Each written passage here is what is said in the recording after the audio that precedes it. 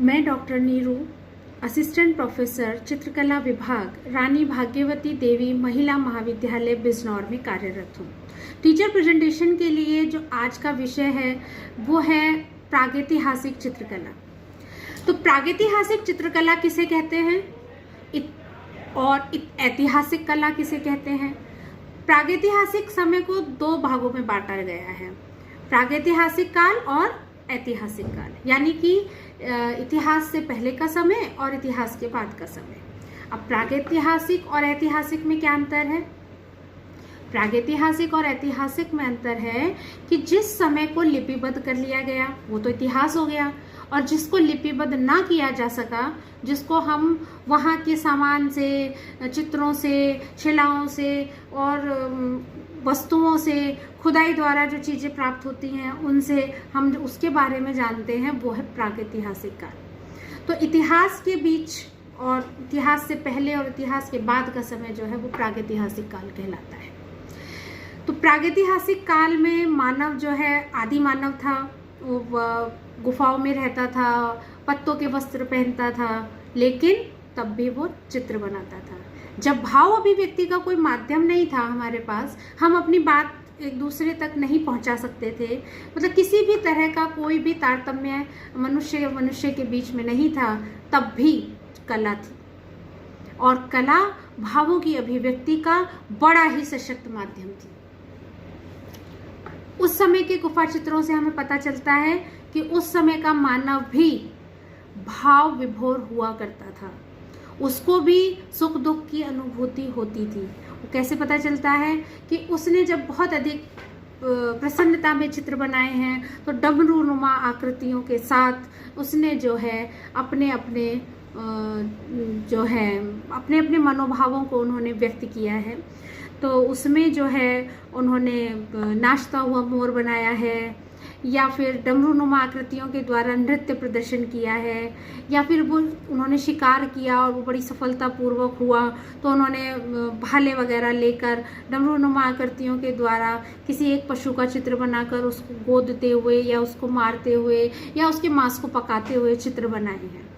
ये चित्र जो हैं गेरू से बने हैं, और इसमें इसको मतलब गेरू तो कच्चा होता है, बारिश में पानी में धुल जाता है, तो इसीलिए इन्होंने इस रंग को पक्का करने के लिए इन्होंने जो है आदि मानव ने गेरू में पशुओं की चर्बी मिलाकर उस रंग को स्थायी बनाया है। आज भी वो कलर, वो रंग हमें देखने को मिल जाते हैं। कोई आधार नहीं था, कोई कागज़ नहीं था, कुछ समझ नहीं थी किस पर चित्र बनाए, तो जहाँ जगह मिली वहीं चित्र बना दिए। वो गुफाओं में रहा तो उसने गुफा की दीवारों पर चित्र बना दिए, या फिर उसने पत्थरों पर चित्र बना दिए। और इस सभ्यता को शिला चित्रों की सभ्यता भी कहते हैं। शिला मतलब पत्थर। और इसके बाद के समय को हम ऐतिहासिक समय कहते हैं।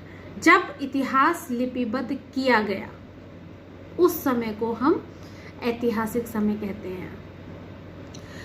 तो प्रागैतिहासिक मानव द्वारा जो बनाई गई आकृतियां हैं वो बहुत ही सरल हैं। जैसे कि उन्होंने एक मानव आकृति बनाई जो एक भाला लेकर जा रही है, तो उन्हें उसको बनाने के लिए उन्होंने इस तरह के चित्र बनाए हैं। मान लीजिए उनको बनाना था मोर, तो उन्होंने जो है बड़ी ही सरल रेखा आकृतियों के द्वारा मोर का भी चित्रण किया है। देखिए, इस तरह के चित्र बड़े ही सरल और बड़े ही सहज रूप में हमें उपलब्ध होते हैं। तो इस प्रकार का जो चित्रण है वो हमें प्रागैतिहासिक समय में देखने को मिलता है।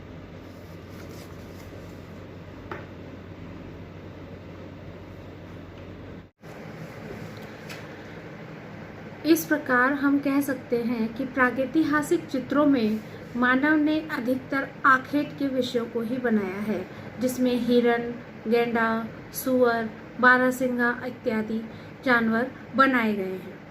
इस प्रकार समस्त प्रागैतिहासिक शिलाचित्रों को देखकर हमें जो निष्कर्ष प्राप्त होता है वो ये है कि प्रागैतिहासिक चित्रों में हमें आदि मानव के क्रमिक विकास के दर्शन होते हैं। इनके चित्रों में प्रतीकात्मकता दृष्टिगोचर होती है। चित्र बहुत ही सूक्ष्मता के साथ बनाए गए हैं। साधन अधिक न होते हुए भी भावों की अभिव्यक्ति बहुत सशक्त रूप में की गई है। जो रंग प्रकृति से प्राप्त हुए हैं केवल उन्हीं के द्वारा चित्रांकन किया गया है। ज्यामितीय आकृतियों का ही चित्रण किया गया है। इसके अतिरिक्त 2 रेखाओं से भी चित्रों को बनाया गया है, तो चित्रों में गति और सजीवता है।